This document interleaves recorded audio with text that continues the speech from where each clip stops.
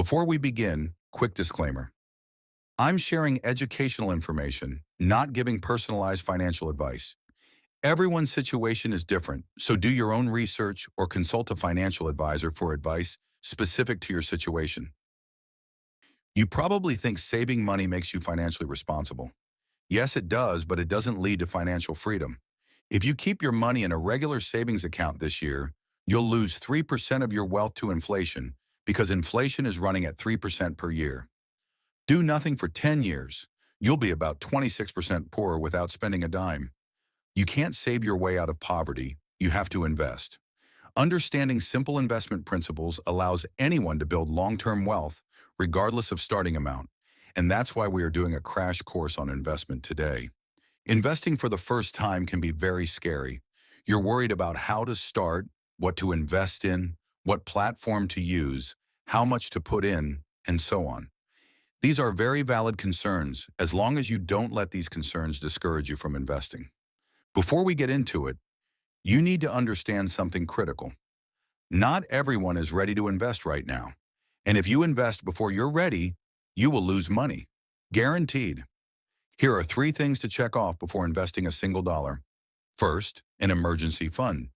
You need up to 3 to 6 months of living expenses sitting in a savings account where you can access it immediately. Why? Because life happens. Your car breaks down, medical emergency, unexpected expense. Without an emergency fund, your investments are down 15% when your car needs a $2,000 repair. You're forced to sell your investments at a loss to cover the emergency. Second, pay off high-interest debt. If you're carrying credit card debt at 18% interest, paying that off gives you a guaranteed 18% return. No investment in the world beats that consistently. Pay off high-interest debt first. Third, stable income. If you don't have stable employment, investing is a gamble that could make you lose money rather than gain. Get your income stable before you invest. If you don't have these 3 things, I'll advise you to secure them first before investing. There's no shame in waiting. Building your foundation is the smart move. But if you have these 3 covered, let's talk about how to actually invest. Starting with the basics. What are you actually investing in? There are 2 main types of investments you need to know about: stocks and bonds. Stocks are ownership shares in companies. When you buy Apple stock, you own a tiny piece of Apple. If Apple does well, your stock becomes more valuable. If Apple struggles, your stock loses value. Stocks are how you participate in the growth of businesses and the economy. Bonds are loans you give to companies or governments. You lend them money, they pay you interest over time, and eventually give your money back. Bonds are more stable than stocks but offer lower returns. Now here's what you need to understand. Investing is simple, but it is not easy, mainly because your emotions will test you. Everyone wants 15% or 20% returns. But here's the question nobody asks. Can you handle watching 40% of your money disappear overnight? Because that's the deal. Higher returns come with higher risk. Always, anyone promising you massive gains with zero risk is lying. Stocks historically return about 10% per year on average, but some years they're up 30%. Other years they're down 20%. That stomach-churning volatility, those drops that make you want to sell everything, that's the price you pay for long-term growth. Bonds are safer, returning around 5% annually. They don't drop as much, but they don't grow as much either. Your job isn't to find the best investment. Your job is to find the right mix for your sleep schedule. Ask yourself this: if your $10,000 became $7,000 tomorrow, would you panic and sell? Or would you stay calm, maybe even buy more? If you'd panic, you need more bonds and fewer stocks. If you'd buy more, you can handle more stocks. This is called risk tolerance. And getting it wrong costs people fortunes. Not because they picked bad investments, but because they sold at the wrong time out of fear. Now that you understand how much risk you can handle, let's talk about how to actually spread that risk. Diversification. It's the only free lunch in investing. Diversification means spreading your money across different investments. If one investment tanks, others might do well, protecting your overall wealth. Putting all your money in one stock is a gamble. Spreading it across hundreds of stocks through an index fund?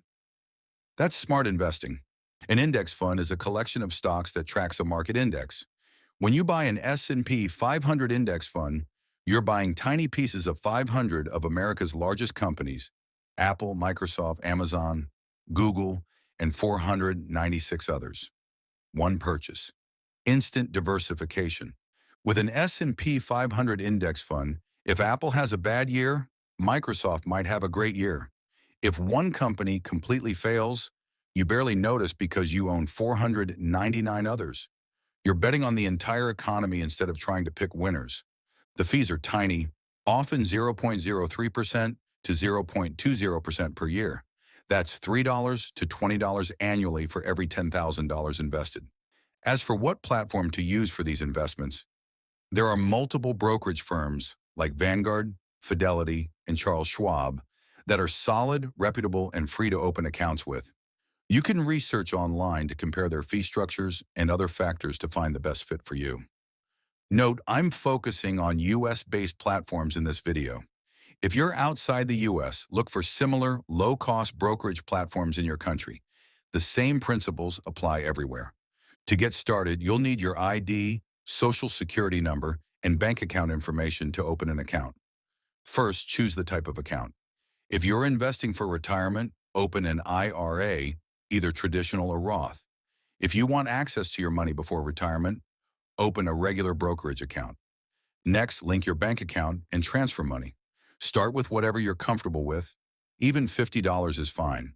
Then search for Total Stock Market Index Fund or S&P 500 Index Fund and pick the one with the lowest expense ratio. Anything under 0.20% is excellent. That's it. You're now an investor. But here's what actually builds wealth: consistency. Set up automatic monthly investments. Even $100 a month seems small, but over 30 years at 7% average returns, that becomes about $113,000. The key is starting now and staying consistent. Time is more valuable than the amount you start with.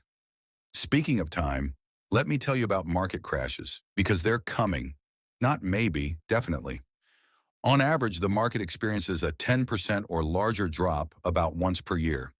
Every few years, it drops 20% or more. The 2008 financial crisis, down 50%.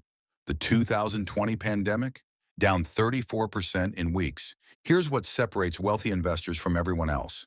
When the market crashes, beginners panic and sell. They see their money disappearing and want to stop the bleeding. Wealthy investors see crashes differently. They see sales. Everything they want to own just got cheaper. Every single major crash in history has been followed by full recovery and new all-time highs. Every single one. If you're investing for 20 or 30 years, crashes don't hurt you, they help you. You're buying more shares at lower prices during the dip. Your emotions will tell you to sell when things look scary. Don't listen. That's when you should be buying, or at minimum, just holding on. This is why you need that emergency fund, so you're never forced to sell when the market is down. One more thing, when you sell investments for a profit, you owe taxes on that gain, but how much you pay depends on how long you held the investment. This is strategy 2 in my tax strategy video. I break down the difference between short-term and long-term capital gains tax rates. Link in the description. Let me break this down into a simple checklist you can follow. Before you invest, emergency fund, pay off high-interest debt, stable income. What to invest in: low-cost index funds, not individual stocks. Where to invest: Vanguard, Fidelity, or Charles Schwab. How much? Start with what you can afford, even $50, but stay consistent. When the market drops, don't panic. Hold on. Better yet, buy more. How long to hold? At least 1 year for tax benefits, ideally decades. This is simple investing for beginners. As you grow as an investor, you can explore other ways to diversify your portfolio. But the most important thing? Start investing today. Your future depends on it.